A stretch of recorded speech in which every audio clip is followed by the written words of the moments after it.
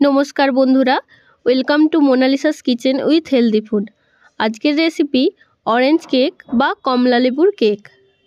তো এই অসাধারণ রেসিপি আমি কিভাবে বানাবো ভিডিওটি প্রথম থেকে শেষ পর্যন্ত দেখতে থাকুন, আশা করছি ভালো লাগবে। তো কমলা লেবুর কেক বানানোর জন্য আমাদের প্রথমেই লাগবে একটা কমলা লেবু। তো প্রথমেই আমরা কমলা লেবু একটা নিয়ে গ্রেটারের সাহায্যে কমলা লেবুর অরেঞ্জ অংশটা গ্রেট করে নেব। সাদা অংশটা গ্রেট করা যাবে না, তাহলে তেতো লাগবে। তো 1 চামচ মতো অরেঞ্জের খোসা গ্রেট করে নেব, আর ওই কমলা লেবুটার যতটা পরিমাণ রস বেরোবে সেটা আমরা বের করে নেব। তো একটা কমলা লেবু থেকে এতটা পরিমাণে রস বেরিয়েছে। এবার এর মধ্যে দিয়ে দেব 1/2 কাপ পরিমাণে চিনি।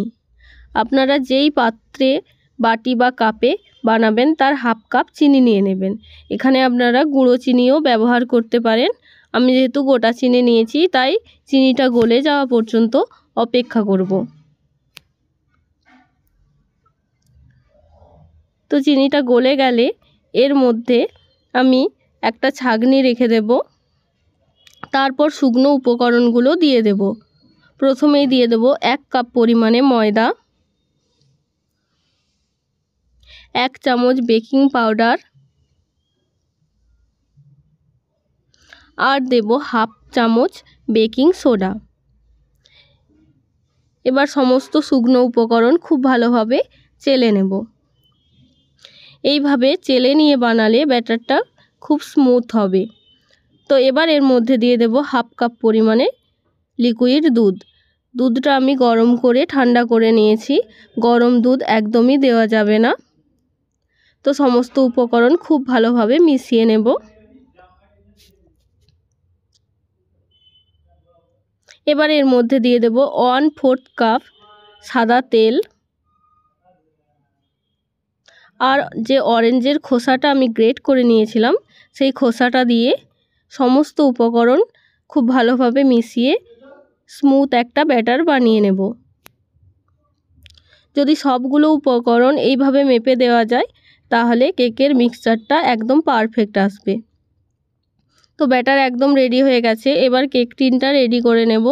প্রথমেই আমি সাদা তেল দিয়ে ওপরটা গ্রিস করে নেব।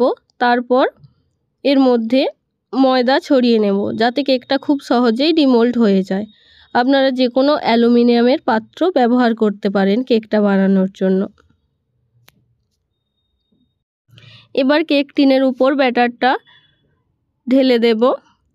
একটু উপর থেকে ঢালতে হবে, তাহলে ভেতরে কোনো ফাঁপ থাকবে না। পুরো ব্যাটারটা ঢেলে দেওয়ার পর 2 থেকে 3 বার কেক টিনটা ঝাঁকিয়ে নেব। আমি কেকটা কড়াইতে বানাবো, তাই এবার একটা মোটা পাতের কড়াই নিয়ে নিয়েছি। তার ওপর দিয়ে দিয়েছি একটা স্ট্যান্ড। তারপর ঢাকা দিয়ে 10 মিনিটের জন্য হাই হিটে প্রিহিট করে নেব। 10 মিনিট পর খুব সাবধানে ঢাকাটা খুলে নিয়ে এর মধ্যে কেক টিনটা দিয়ে তারপর একদম চুলার আঁচ মিডিয়াম টু লো করে দিয়ে ঢাকা দিয়ে 30 মিনিট অপেক্ষা করব। 30 মিনিট পর ঢাকা খুলে কেকের ওপরে আমি কিছু ড্রাই ফ্রুটস দিয়ে ডেকোরেট করে দেব। আপনারা যে কোনো ড্রাই ফ্রুটস বা চেরি দিয়ে সাজিয়ে নিতে পারেন কিংবা নাও নিতে পারেন। এই কাজটা একটু তাড়াতাড়ি করতে হবে। তারপর ঢাকা দিয়ে আরও 10 মিনিট অপেক্ষা করতে হবে। 10 মিনিট পর আমরা কেকটা খুলে দেখে নেব কেকটা হয়েছে কিনা। এইখানে আমার প্রায় 40 মিনিট সময় লাগছে। আপনাদের সময় কম বা বেশি লাগতে পারে। এটা নির্ভর করছে কড়াইটা কতটা মোটা বা পাতলা তার উপরে। 40 মিনিট পরে আমি দেখে নেব কেকটা হয়েছে কিনা। তার জন্য মাঝ বরাবর আমি একটা কাঠি এইভাবে ঢুকিয়ে দেব। যদি কাঠিটা পরিষ্কার বের হয় তাহলে বুঝবেন কেকটা হয়ে গেছে। যদি এর মধ্যে ব্যাটার লেগে থাকে তাহলে আরও 5 বা 10 মিনিট অপেক্ষা করে নেবেন, তাহলেই কেকটা রেডি হয়ে যাবে। ভয় পাওয়ার কিছু নেই। অনেক সময় গ্যাসের চুলার ফ্লেমটাও সবার সমান থাকে না, তাই সময়টা কম বা বেশি লাগতে পারে, কিংবা যদি ঢাকা দেওয়ার পরেও ভাপ বেরিয়ে যায় ভেতরের ভাপ, তাহলেও দেরি হতে পারে। তো কেক টিনটা ঠান্ডা করে নিয়ে এইভাবে সাইডে ছুরির সাহায্যে ছাড়িয়ে নেব, যাতে কেকটা খুব সহজেই ডিমোল্ড হয়ে যায়।